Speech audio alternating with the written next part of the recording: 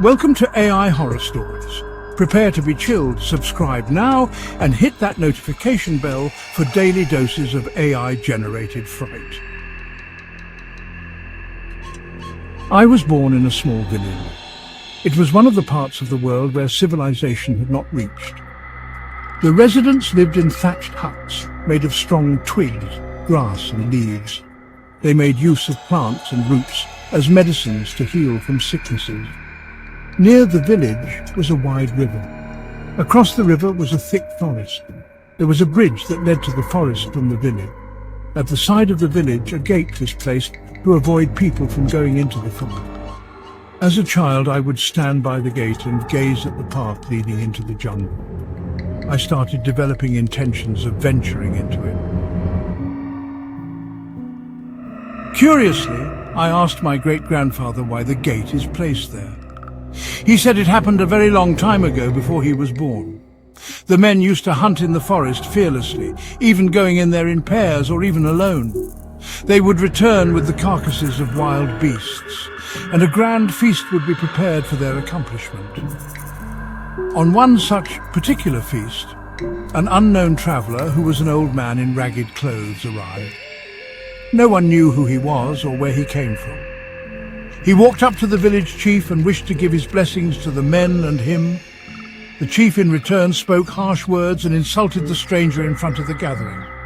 This angered the old traveller. He cursed the chief and the villagers that from now on, if anyone, whether man or woman, young or old, would enter the forest, he or she would never return. Saying so, he vanished from there. Some even swore they saw him stomping off into the woods.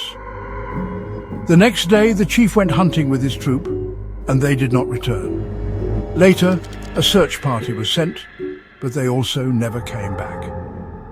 Everyone was certain this was due to the curse of the old man. Many disappearances were reported for years onward. Finally, a gate was made to keep the village safe. The oldest woman in the village, whose husband never returned from the woods, every day when the sun sets, she stands by the gate looking into the forest. And she sees him standing among the trees in the shadows, looking back at her. Many have seen their dear ones gazing back from within that place, but they do not cross the bridge and return home. They never do. I was perplexed hearing about the grave tale and frightened as I was planning to go there.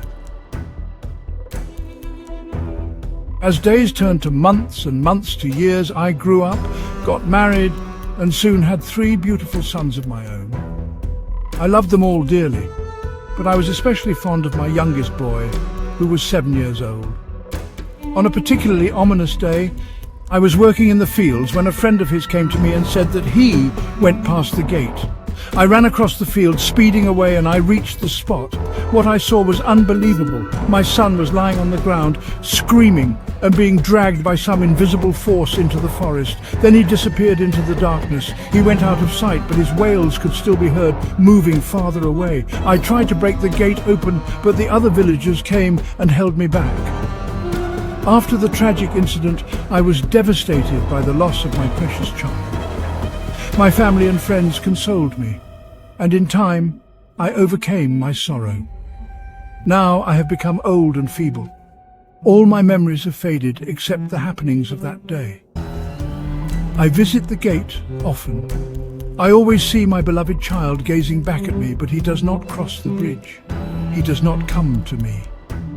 Whoever is devoured by the forbidden forest never returns back.